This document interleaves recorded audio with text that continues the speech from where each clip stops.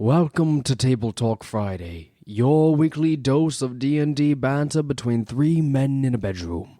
If you like their style, come back every Friday for another upload. Now, back to the boys. Welcome back to Pacopia Thursdays with Drew and Seth. How's it going today, Drew? God, I wish there was a P day so we could do Pacopia something to talk. We'd make it work. Yeah, it's Table Talk Pacopia Friday. Dude, oh my god, the best game in the world. It's so good. I can't. It's like my Animal Crossing obsession from 2020 all over again.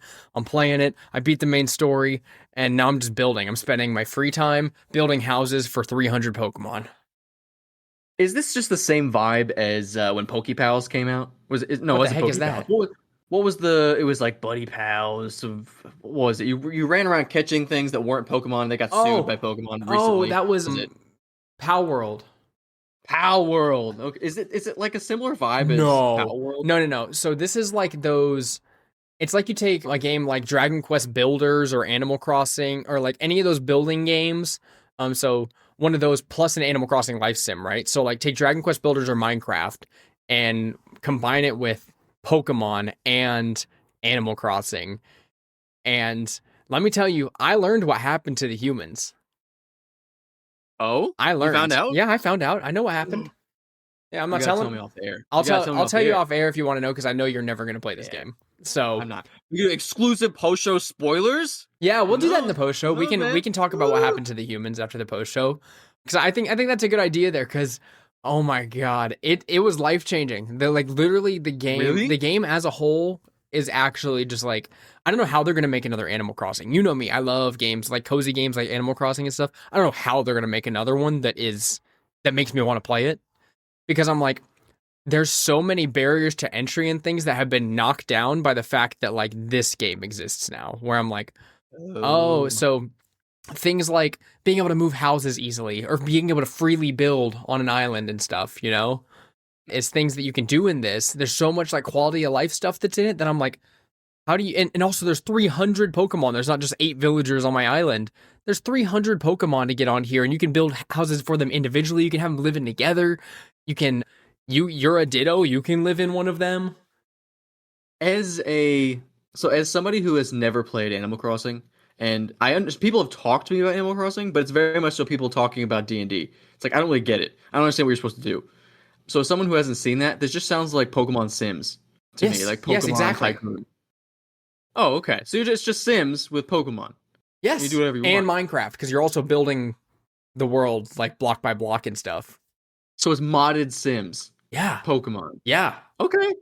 I mean, it sounds like, and it has a killer story.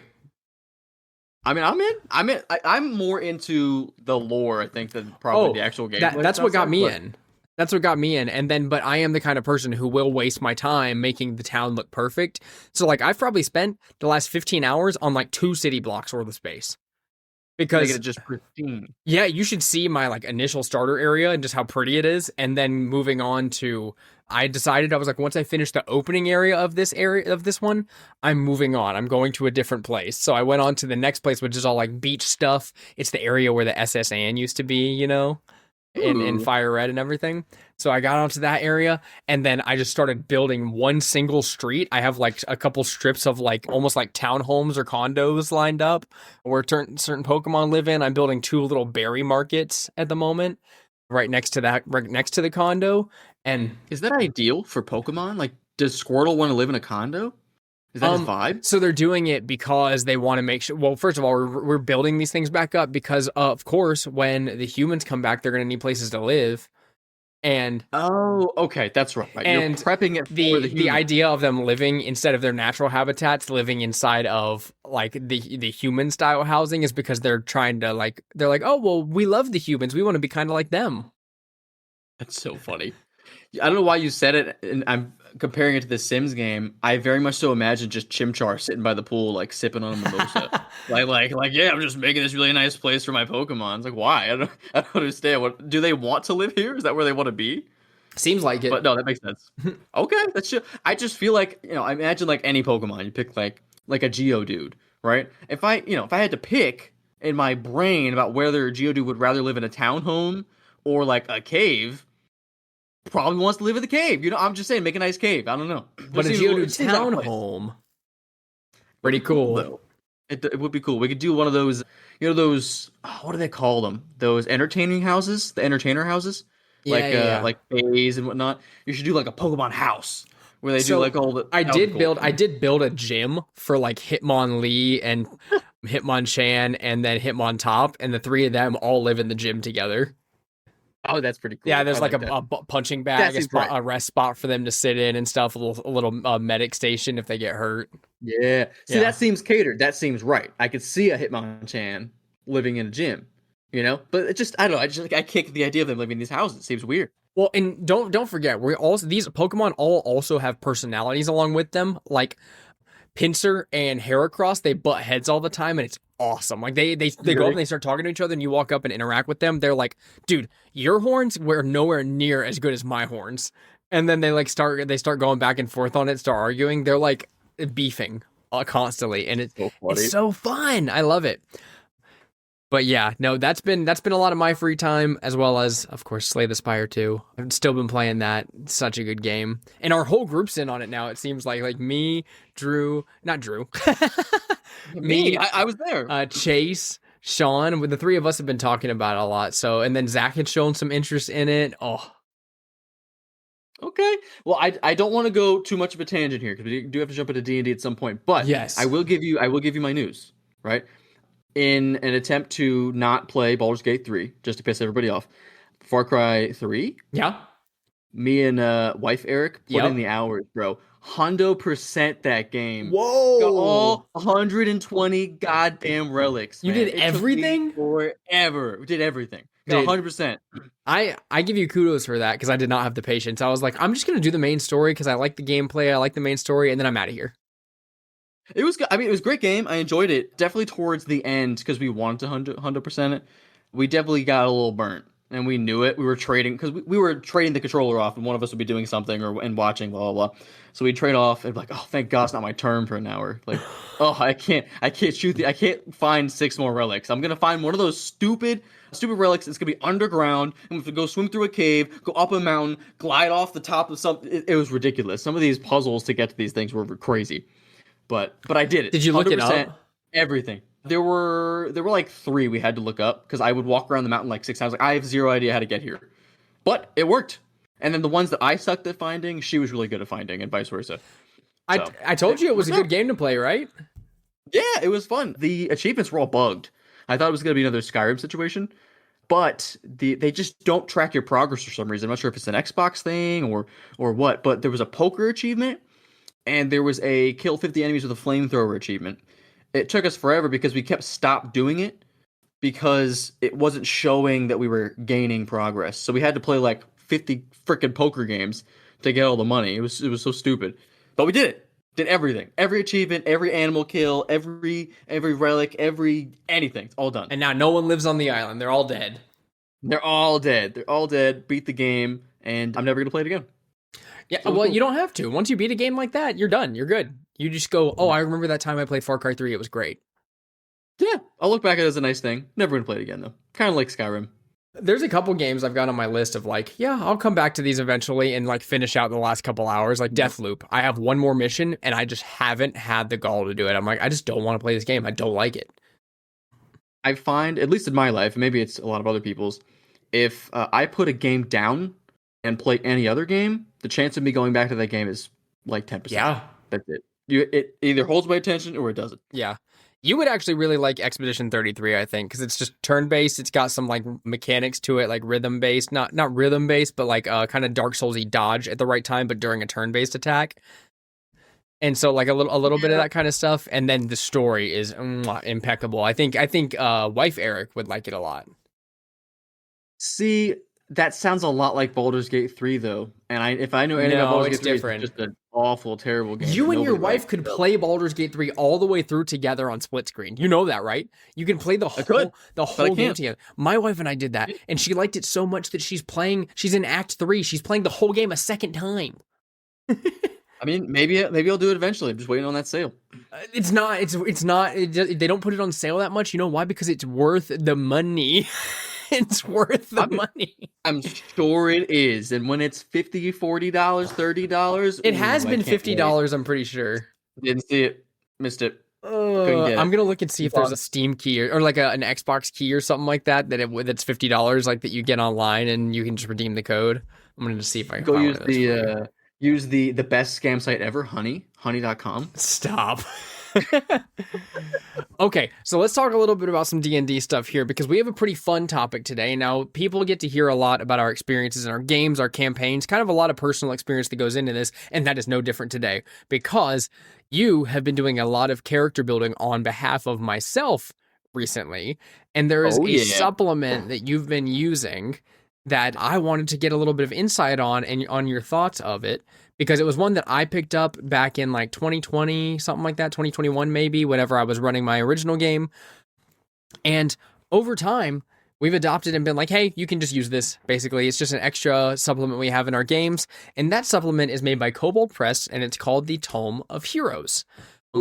Very, very fun addition. It's got over 70 new subclasses in it, a whole bunch of new spell options and stuff. And granted, are all of these quote-unquote balanced? No. But do they have to be? No, because I want you guys to be super powerful and or just have a really fun time with your characters, because I know that if you have a super powerful thing, then everybody else is going to be like, okay, what's the super powerful thing I can do?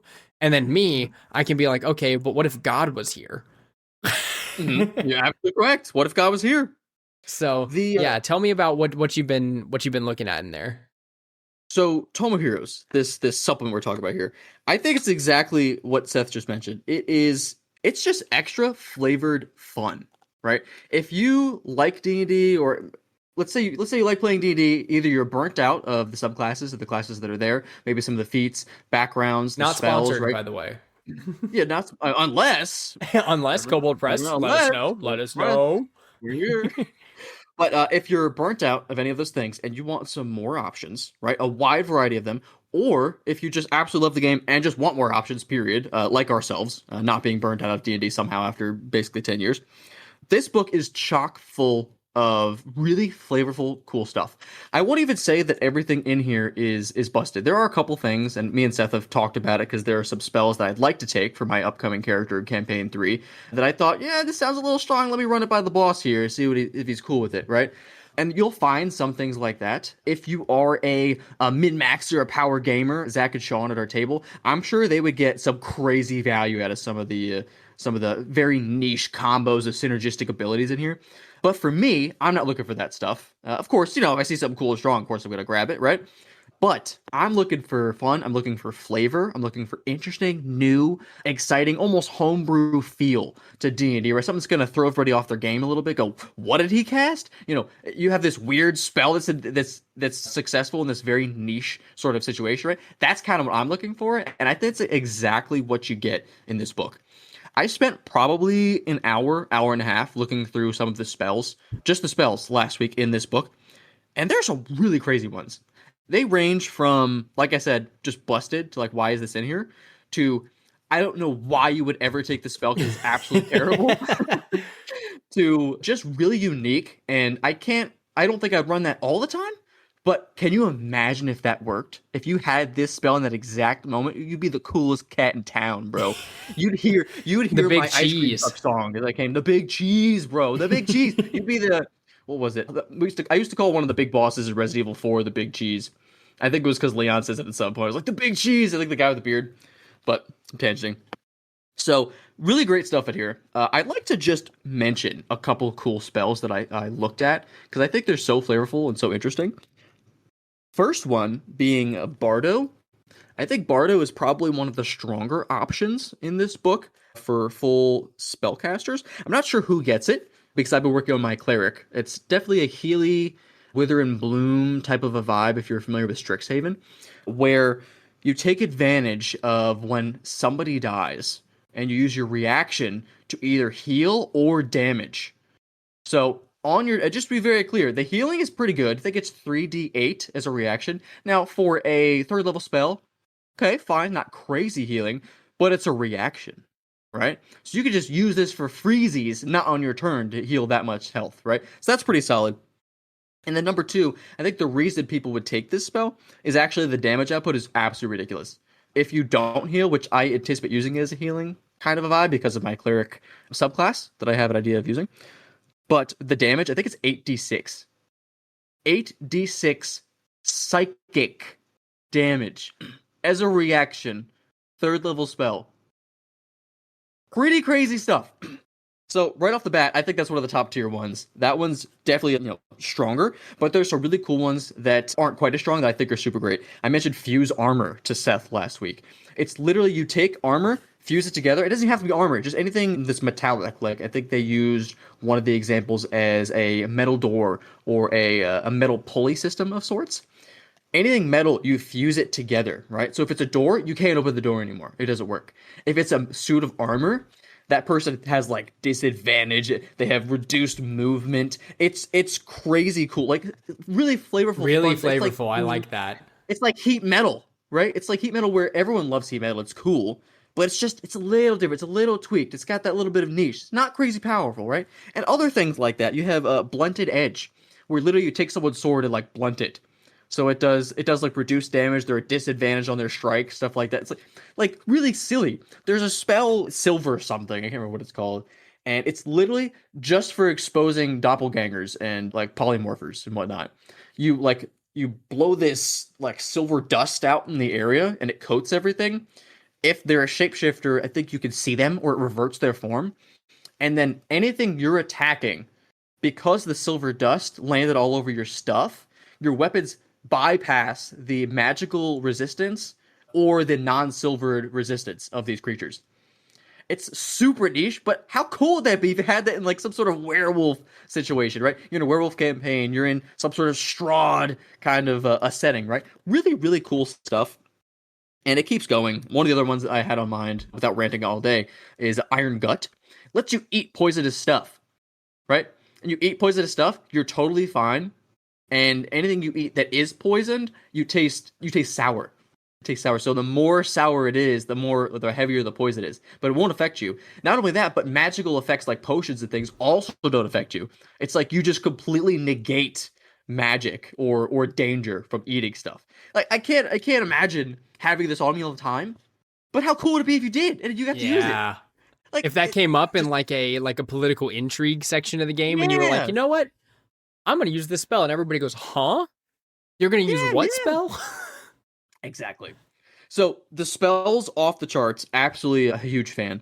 Going even further, they have plenty of good feats. There's an absolute busted one that lets you just stun people on a crit. So instead of doing extra damage, you could just stun them for the whole round, which is absolutely crazy to me. Very, very strong. Can imagine a lot of people doing like sharpshooter and using this, or running like elven accuracy types of builds, right? Yeah. Where they're really trying to get that into one. Ooh, champion fighters maybe. Critting on up to it. Ooh, I wonder if that would still work. I think so. I'm not sure if it specifies it has to be a 20. I think it has to be a crit. So if you could crit from an 18 to 20 as a champion fighter and stun someone on 3 different rolls, oh, that's gross. Crazy stuff. Dude, you gave me an idea with that because I was like, oh, if this is busted, here's what I'm going to do, right? I would have a villain at some point, and their ability, they would have some sort of like telepathy mental link type thing. You stun him, you also stun whichever party members of yours that are linked with them. You deal psychic damage to him, you also deal psychic damage to your party members. Oh, that suck. Something like that. I like stuff like that though. It's interesting, and there's plenty of other spells in here that are very similar, that are worse, much better, very much so on the same. I don't want to say hundreds because there's not that many, but I mean there's like 3 or 4 pages of just top to bottom listings of these spells, and none of these are in the primary books. I tried looking up the regular spells in this book, and they're just not in here. These are all new. So spells right off the bat, absolutely totally worth getting this book. But the feats, super great, very cool. I was looking into, me and Seth had talked about a little bit prior, and I did a little more digging into it. I've decided not to touch it because it's literally so complicated, so complex, and I don't want to read through several pages of how this works. But there's a whole form of magic called hedgecraft, and it's all about flowers and using magical vegetation to your advantage, using them to cast certain spells, powering those spells, right? It almost feels like it's a whole subclass and a feat. Very complicated, super cool, but I'm not willing to read like 50 pages of stuff. No. I don't want that much flavor. I want like just the right. My character amount, creation is 30 minutes to 1 hour. There's no way I'd get there. No. Campaign level stuff. I mean, I already take too long to build characters, but campaign level, I mean, I could spend a couple weeks just really thinking, taking notes, digging into spells, making sure I'm building appropriately, right? Getting something thematically on point. I got plenty of time. I just don't want to read into anything like I'm not a Warlock fan. I'm not an Artificer fan. Oh, I love Warlock and Artificer. Okay, Artificer does, for me, the person who goes fast making characters, it takes me way too long to make an Artificer. Warlock, exactly. I know all the Warlock stuff I need. Eldritch Blast and like 2 spells. Like that's it. And so like Warlock is quick. I understand how it works. It's not that big a deal to me. I'm quick with a Warlock. But yeah, Artificer, I'm like, I would only make that in the case that I'm going to play it for 20 levels. No, that's totally fair. It's just, I think with a Warlock, and my struggle with this book, honestly, is that there's so many options, and I don't do well with so many creative decision paralysis. It's not like it's work where I need to make the decision, right? Where I have to, place an order on something or call somebody, whatever it may be, right? This is a game. I can spend as much time as I want on this. There's no deadline here. So if there's all these options, I'm going to spend way too much time reading through all this stuff. Yeah. So feats, excellent. Spells, excellent. The classes in this thing, I can't lie to you and say I read through all of them because there's so many of them. Seth, I don't know if your number is true. You mentioned something like several dozens of these in here. There's 70 subclasses, I believe, in there. That's absolutely ridiculous. There's several of them that are entirely like black powder based, where it's all about or like primitive firearms and stuff like that, which is super cool. And if you don't like that in your game, totally fine, because there's a million other options. I'm looking at building for campaign 3 a cleric, but since I played just about every cleric, I want something a little bit different, a little bit new. I think I'm going to play the Mercy cleric in this book, which is like a life cleric, but different. It's more about kind of like the balance between life and death, almost like a long death monk in a sense. I don't plan on playing it quite as edgy as you could play that. I'm going to play him very like morally strong and whatnot. But one of the abilities for the Mercy cleric that really kind of got my attention, and I think unlike anything I have seen in regular canon D&D, is their channel divinity. It allows you to force a single person, to make a save, and if they fail the save, you do 3 times your cleric level in damage, and that damage then heals somebody within 30 feet. Ooh. So you're essentially doing double damage here, because healing is basically just positive damage. Yeah. So it goes crazy. From level 1, obviously you're not, first couple levels you're probably not getting great value, and especially because they could pass the save and have it. However, you're not rolling for anything. Yeah. Right? It's 3 times your level. So level 1, 3. Okay, fine, right? Level 20, 60 points of damage. That's because it's 3 times, it's not twice. Oh my god, yeah. 3 times. So being level 20 cleric, at some point I could do this, deal 60 points of damage to someone, and then basically cast heal on one of my teammates for an action. And I get several of these as a cleric. That's crazy. That's good. That's fun. Really, really cool. Lots of cool stuff in here like that. And it's good because like the level that we're going to go to this time, like because of how much like we're going to start off at the bottom and then ramp up as time goes on. I think it's really nice to have that kind of like giant ability that you can do as a capstone there, even if it's just your channel divinity, right? But like having that close to capstone level, because you're going to feel so powerful at the end, and I'm going to make sure we match that challenge. Oh yeah. Which I think that's probably why this book sort of resonates with me so much. As someone who does not like multiclassing, I'm not a multiclasser. I did it last campaign a little bit. It was fun, cool. I'm done. I got that out of my system. I'm going right back to all the way. So any of these classes, these 70 plus classes, whatever they may be, I could pick any of these and go all the way to level 20 right now. That's so exciting. Yeah. It's very, very, very cool. There's extra backgrounds in here that I haven't looked at. There's probably extra other things I also haven't seen, like races and whatnot. I'm not going to speak too far on the stuff I haven't looked at, because there's literally, how many pages is this thing? This is 315-ish pages. And just to be clear, while you guys can't see the screen, holding this up, this is the pocket edition. Yeah. The 350-page pocket edition, right? So this thing goes crazy, especially if you get the non-pocket. I don't know, the overall edition. Yeah, they whatever you have a wanna call it. hardcover one, I think, and a PDF. I might have to get a PDF version just so I could do like a quick search of how much stuff's in here. And Well, since and I'm then ranting about that would hold you nothing, off on not playing Baldur's Gate 3 for longer. yeah, that's true. I have been running out of steam. I really need something else to take my time. But since I've been saying nothing but positive things about this book, the one thing I will say is that because, and I don't, that sounds mean. I was gonna say because it's third source, because it's not canon, or First party. what do you call it? First party is the word I'm looking for.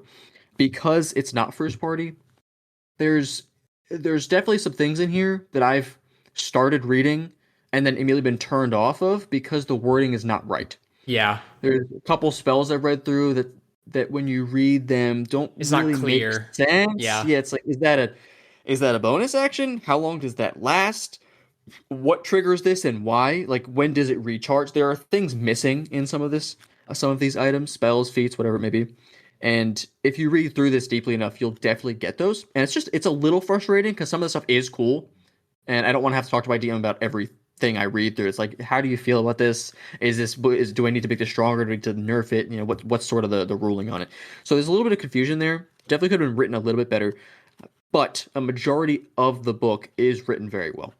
So I would say if you're going to read through this, just be careful about what you're reading and read it carefully.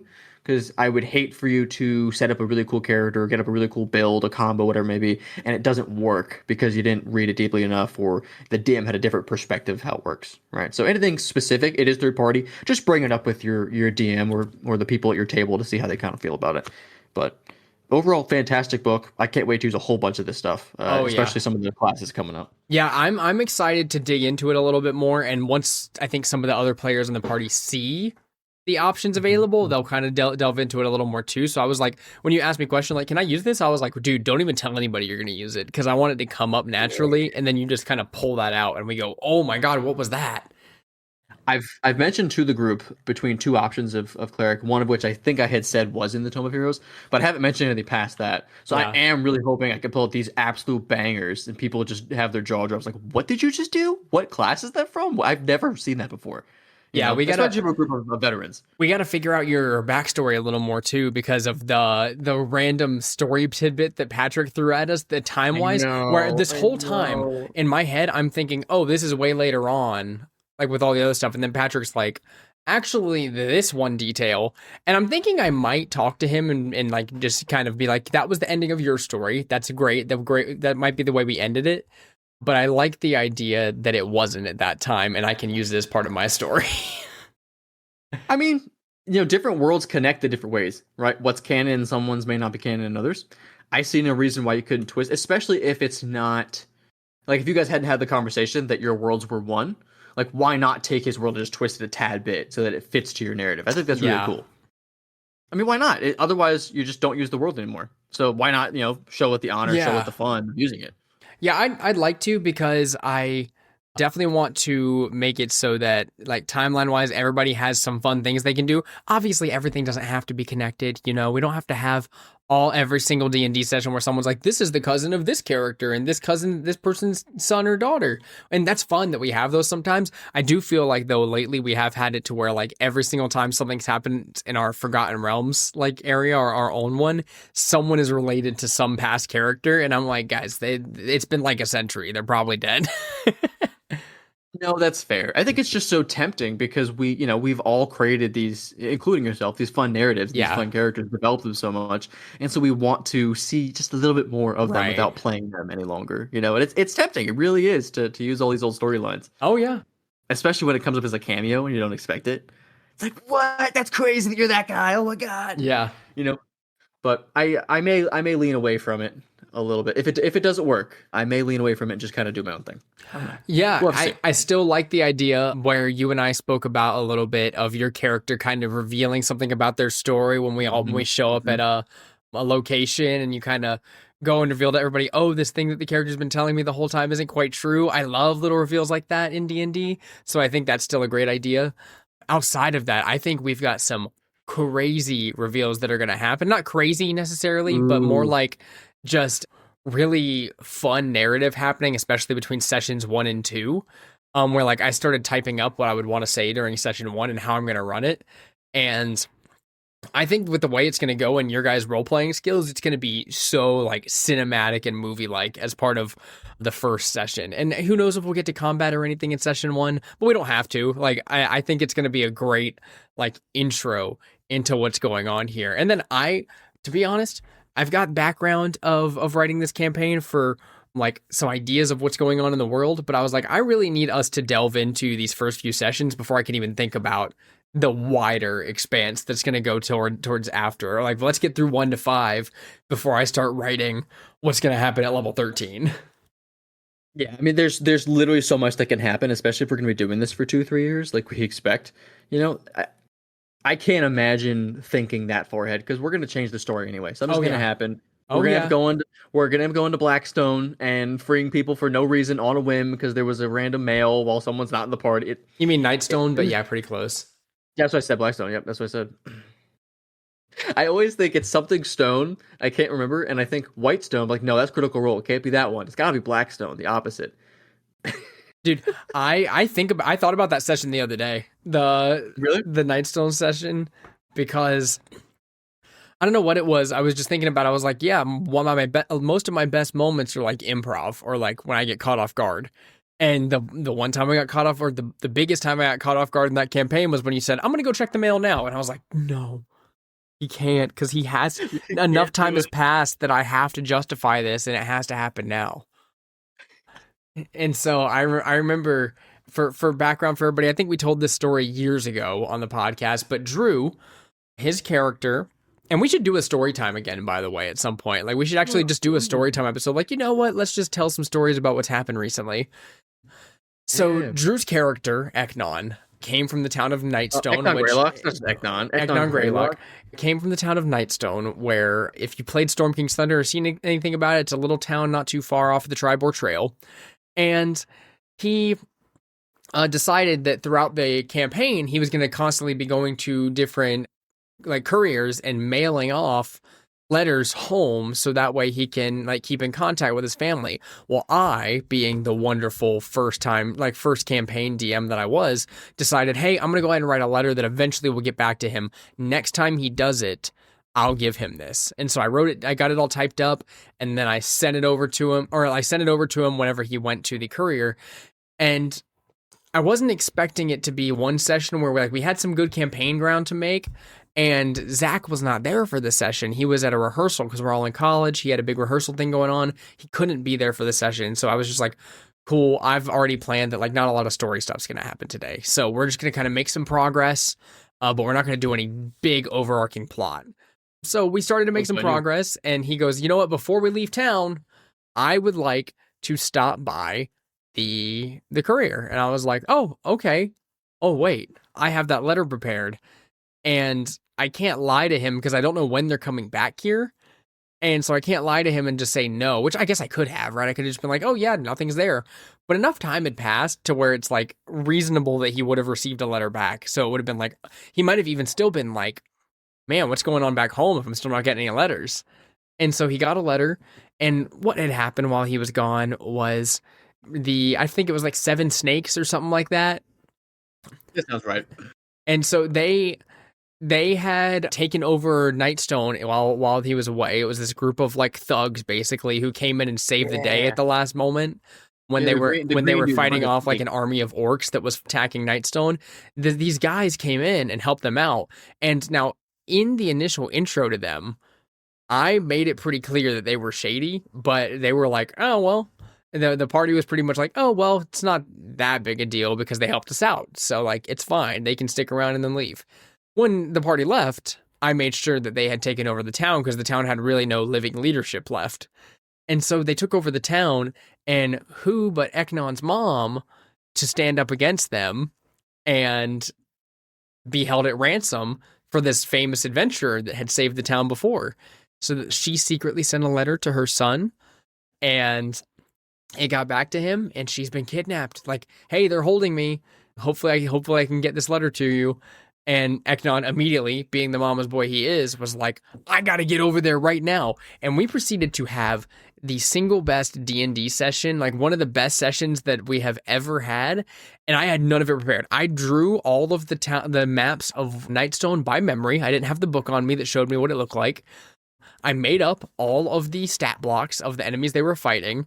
They were getting really creative about how they were going to get in there.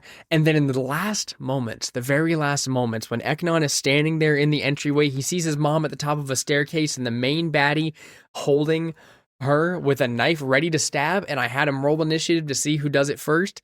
Eknon went first. He shot what's called a paralysis arrow, at which the enemy would have to make a DC 15 check in order to pass and still be allowed to stab Eknon's mom.